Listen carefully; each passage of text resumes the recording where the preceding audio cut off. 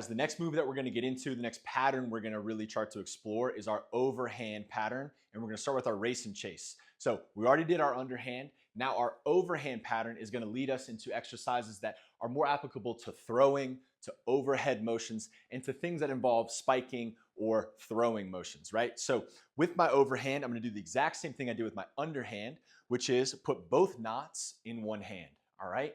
So instead of kicking rocks towards the camera for the underhand, I'm gonna start to, with my wrist, overhand. And so if the rope were to hit the ground, the rocks would kick back, all right? This pattern is freaking awesome for boxers, for throwers, for people who like to play volleyball. It's really, really awesome to get your shoulder and your core connected to your hips. But for right now, I just want you to move from the wrist. Try to be as loose as you can with your grip so that you're not just death gripping and having to spin it with your whole arm. I want just your wrist right now. Okay, now you can get your arm involved where the shoulder and the elbow start to move a little bit. And you're just getting used to where the rope is in relation to your body and how to move this implement. And now I want you to start to turn your shoulder and your hips a little bit. So it's like my whole body is moving. Where the rope goes, I go. So if the rope goes forward, my shoulder goes forward with it, okay? And now, as I bring it to my left side, I'm gonna flip my pinky up to the sky and then thumb to the sky. Pinky to the sky, thumb to the sky. Pinky to the sky, thumb to the sky, okay? This is gonna get me into my overhand switching sides pattern, okay, which is my next step towards my race and chase.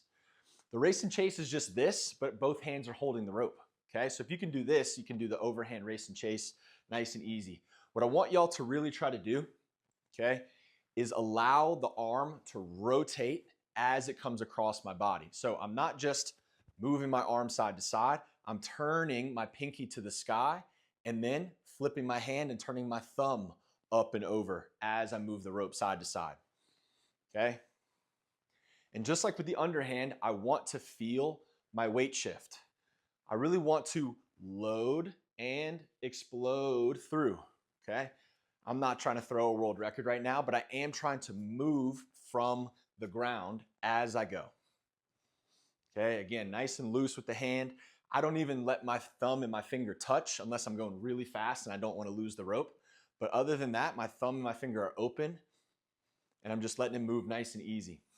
Okay, the weight shift is maybe the most important thing that you can master and that you can benefit from whenever using the rope. So really get comfortable loading one leg at a time as you shift with the rope, okay? Now I'm gonna switch to my left hand and I'm just going to get used to that weight shift and that coordination and that timing, okay?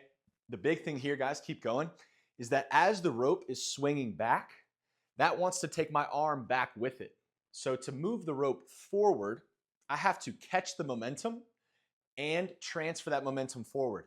What I'm really trying to feel, what I'm really trying to do is that as the rope is going back, I'm loading into my leg and into my core so that I can then, as a unit, move forward through the rope, okay? I don't wanna, and then go, I want to move the rope as I load and as I catch it, okay? In about 2 more reps, I'm gonna go ahead and put both hands on the rope. So each hand is gonna have a knot. And now my hands are flipping as I roll through and I'm still transferring my weight. Okay, still transferring my weight. Now there's a million things that you can do once you're here. You can start stepping, you can start lunging, you can start doing all sorts of cool stuff. The main thing that I want you to get out of the overhand race and chase is your weight shift, your connection to your core, okay? And being able to move all these pieces and stay loose, okay? Get the timing down, get the rhythm down so that your whole body is working together, okay? Last little piece, guys, is again, the more of my body that I can get involved and participating in a movement, the more power I can create. It's like 1 muscle versus 10 muscles. The 10 are probably gonna win, right? So as I'm throwing that one hand forward, I want the other hand to be pulling back. The other hand to be pulling back. So you can see right now, I'm gonna exaggerate the throw, And then I'm gonna exaggerate the pull.